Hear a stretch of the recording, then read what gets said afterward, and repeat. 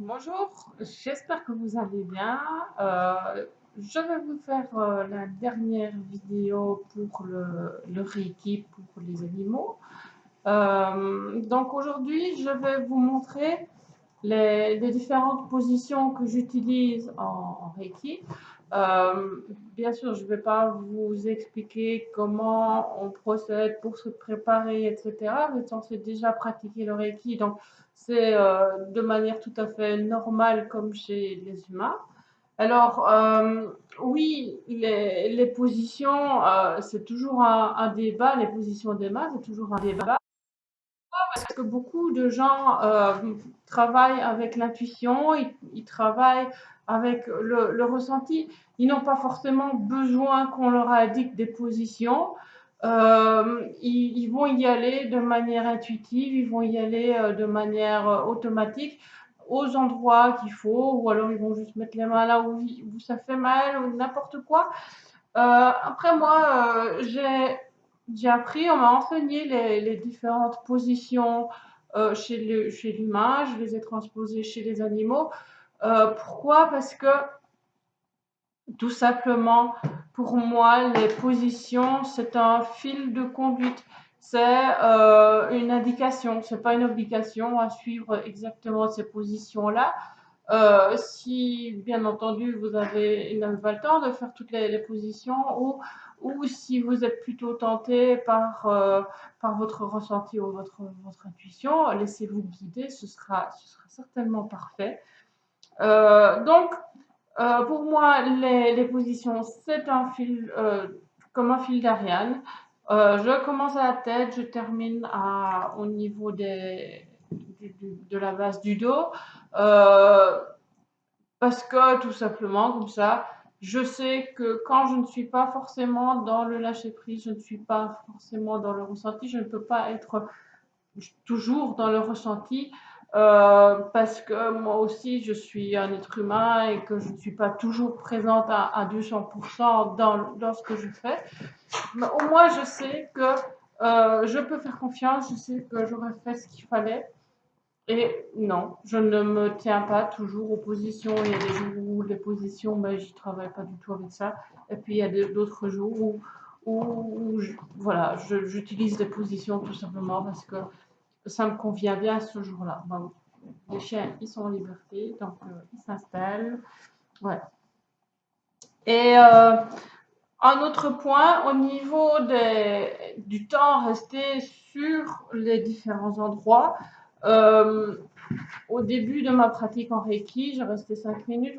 Quand j'avais fait seulement le premier degré Reiki, je restais 5 minutes au niveau de chaque position. Ensuite, à partir du deuxième degré, on m'a enseigné de rester 3 minutes. Et puis, et puis mon ressenti s'est développé. Et du coup, si vous posez la question combien de temps est-ce que je dois rester sur la position, bah, jusqu'à ce que vous en ayez marre ou jusqu'à ce que vous ayez l'impression de devoir changer. Et si vous n'avez pas ce ressenti ou si vous n'avez pas cette intuition, restez 3 minutes ou 5 minutes, voyez comment vous le faites d'habitude. De nouveau, la solution choisie sera certainement la solution parfaite au moment même avec l'animal en question. Voilà. Après, les positions que je vais vous montrer, ce sont des positions de base. Ça ne tient pas compte forcément ni des blessures, ni de maladies spécifiques. Les positions, elles visent surtout de travailler au niveau des chakras. Après, il est toujours possible d'adapter ces positions au cas par cas. S'il y a des douleurs particulières à un endroit, bien sûr, je vais rester plus longtemps à cet endroit. Bien sûr, je vais travailler prioritairement sur cet endroit, sans oublier que malgré tout, ce n'est pas le symptôme qui va être important au niveau d'un soin énergétique, mais la cause du mal. Et si on a un chien qui a des douleurs au ventre, des douleurs à l'estomac par exemple, c'est pas pour ça qu'il y a un souci au niveau de l'estomac, il y a peut-être un problème au niveau du dos. Et inversement, il peut très bien avoir mal au dos Et finalement, le problème, il vient d'ailleurs. Donc, d'où l'importance de faire plus que uniquement l'endroit douloureux ou l'endroit malade, mais faire l'entièreté du chien, de son système énergétique, pour pouvoir travailler, pour pouvoir amener de l'énergie partout où nécessaire. Et de toute façon, le Reiki, comme le magnétisme, c'est une énergie intelligente. Elle va aller là où il faudra sur le moment même. Et donc, n'ayez pas peur, on ne peut rien faire de mal. Si vous envoyez de l'énergie là où il n'y en a pas besoin, c'est pas grave, elle ira ailleurs. Et voilà, donc essayez un maximum de travailler sur l'entièreté du corps. Par contre, il y a un truc que j'essaye quand même de respecter un maximum, c'est de partir au niveau de mon travail de la tête, aller vers le bas du dos, vers les pattes. Pourquoi? Pour éviter d'amener l'énergie en direction de la tête. Vous souvenez, j'avais fait une vidéo où je vous expliquais le lien entre le propriétaire et le chien, ou l'animal en tout cas. Et on est trop souvent dans la tête, on est trop souvent dans le mental. Amener l'énergie vers la tête est généralement contre-productif. Vaut mieux toujours travailler pour un meilleur ancrage, pour un meilleur contact avec la terre, avec le sol, et aussi pouvoir diriger les énergies qui ont été libérées, qui ne sont plus nécessaires, vers la terre. Voilà. Donc, au niveau des positions, il y en a une dizaine. Évidemment, c'est adaptable. Si j'ai des gros chiens, c'est plus facile de faire plus de positions que des tout petits chiens avec des grosses mains. On va en faire moins forcément. Donc ici, je vais vous montrer ça sur le prix. J'ai couché là avec la tête sur mes genoux. Voilà. Donc, la première position que j'utilise en général, c'est le troisième œil. Donc là, je vais mettre mes deux mains sur les yeux. Je vais couvrir les yeux et le troisième œil. Ah, alors, je penserai qui et je baille. Excusez-moi. C'est tout à fait normal. En plus, je me suis réveillée très très tôt. Il y a un petit morpion là qui s'appelle Sonny qui m'a réveillée très très tôt ce matin. Et du coup, ben voilà. Voilà, c'est la première position. Deuxième position au niveau des tempes et des oreilles, comme ceci. Donc, je couvre les oreilles avec ma paume. Donc, là, j'ai les oreilles et les tempes de cette manière-ci. Bien entendu, si le chien est tourné dans l'autre sens, on peut inverser la position des mains tant que le creux de ma paume soit bien à l'endroit visé. Ok. Ensuite, le dessus de la tête. Donc là, je travaille plus sur le dessus de la tête. Ici, le chakra coronal.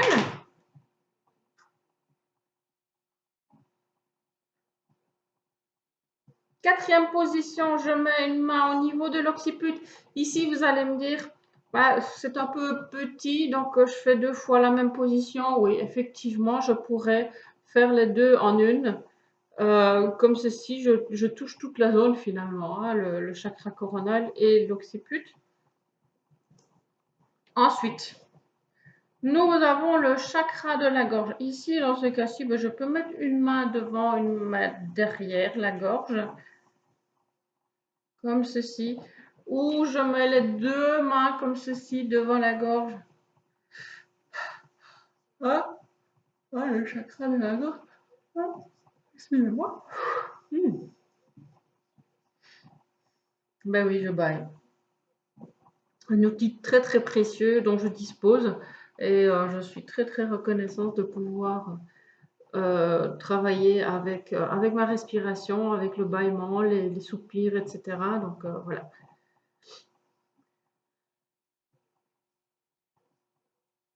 La prochaine position, c'est le chakra du cœur. Donc là, je mets une main, vous avez juste entre les pattes avant, vous avez le creux ici au niveau du sternum. Donc là, je vais mettre ma main et l'autre main, je la place au-dessus, vous voyez là. J'espère que vous voyez bien. Donc ici, comme ça. Bien entendu, je peux aussi, pour toutes les positions des chakras, hein, je peux mettre une main au niveau de la face ventrale et au niveau du dos, l'une en face de l'autre. C'est tout aussi bon. Alors, si le chien il est couché sur le ventre, ben, je vais travailler plutôt sur le dos. Si le chien il est couché sur le dos, je vais plutôt travailler la face ventrale. Et sur le côté, ben, je peux faire les deux en même temps. C'est pratique. Voilà. On s'adapte un petit peu hein, au chien et à sa position. Moi, les élèves en shiatsu canin, je leur dis toujours, première condition pour pouvoir faire du shiatsu canin, c'est de pouvoir s'adapter. Parce qu'un chien, ben, on ne fait pas toujours ce qu'on veut avec. Alors, ici, c'est la position pour le plexus solaire. Donc, on met une main de chaque côté des côtes, juste derrière le bras, juste derrière le coude.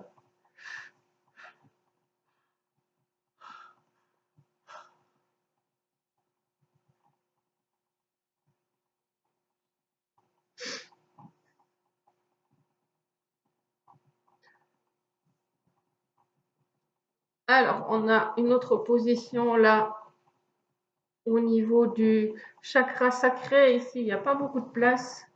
Donc, je vais mettre une main au niveau du nombril. L'autre main, ben ici, dans ce cas-ci, je vais la placer dans le dos parce que j'ai pas assez de place. Surtout là, il est couché sur le côté. Ah, excusez-moi. Oh, ben, dis donc. J'en a besoin, mon petit choupi. Et choupi, mon chien de course. Vous voyez comme il est terrorisé, ce pauvre petit chien.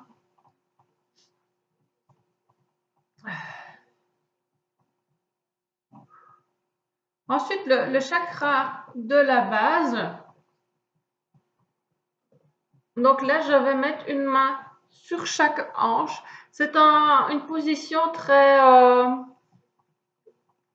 efficace pour mieux ancrer le chien, pour un bon ancrage.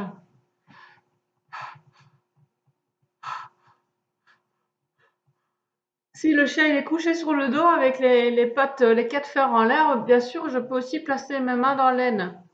Si je vais le faire ici, il va bouger et il va pas forcément rester sur place, donc je ne vais pas vous montrer quoique. Donc tout simplement, voyez, vous pouvez mettre les mains au niveau de l'aine comme ceci. C'est tout aussi bon. Voilà. Bon, il a décidé aujourd'hui qu'il a vraiment envie de rester.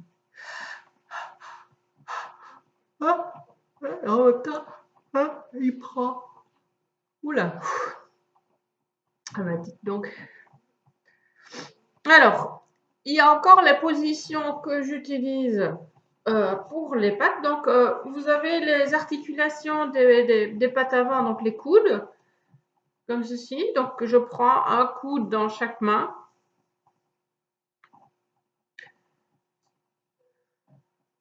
Ça va. C'est bon. Les poignets.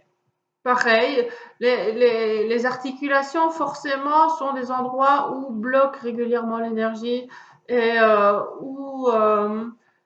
vers où va aussi euh,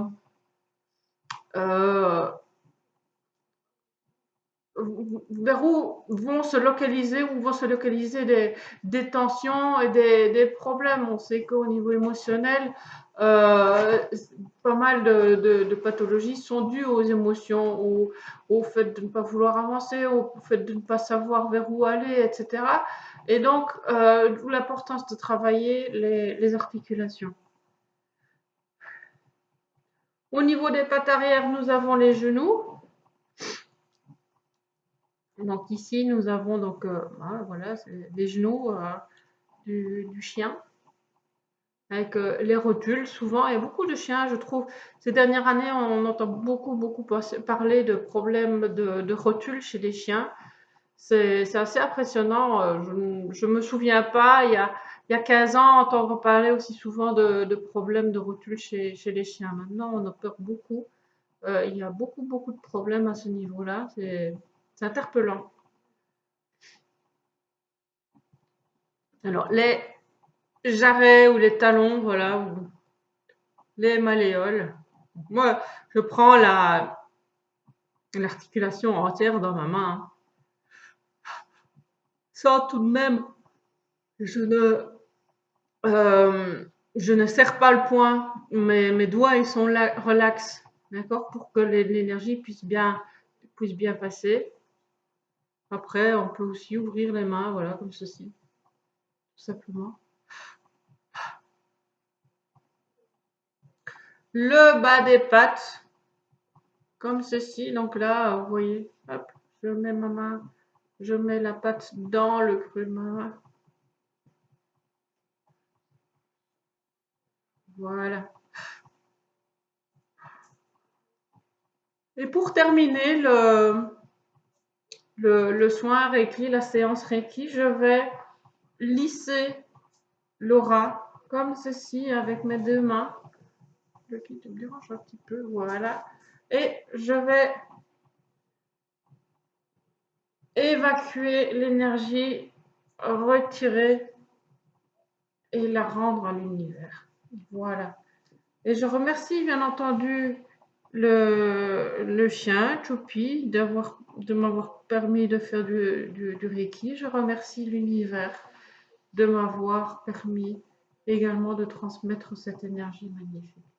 Voilà. Si vous avez des questions, n'hésitez pas à me les poser. Je suis disponible. Je vous souhaite une belle journée, une belle fin de week-end et à bientôt. Voilà.